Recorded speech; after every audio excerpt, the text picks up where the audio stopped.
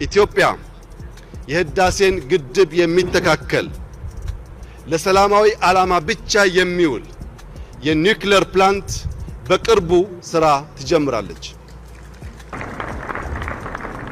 ኢትዮጵያ በአፍሪካ ግዙፍ የሆነውን የኢትዮጵያ አየር መንገድ ስራ በቅርቡ ትጀምራለች።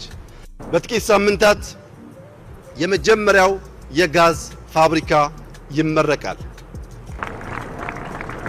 በዚያው ቀን ከመጀመሪያው የጋዝ ፋብሪካ በሳይዙ በልኩ ከ10 ጊዜ በላይ ከፍ ያለው ሁለተኛው ጋዝ ይጀመራል።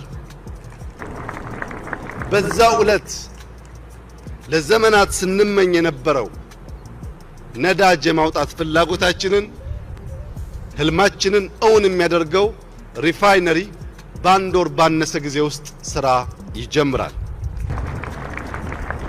በዚያው ሰሞን በቅርቡ የተፈራረምነው የማዳበሪያ ፋብሪካ ስራ ይጀምራል። በሚቀጥሉት 5-6 ዓመታት በትንሹ 1.5 ሚሊዮን ቤቶች ለኢትዮጵያውያን ይገነባሉ።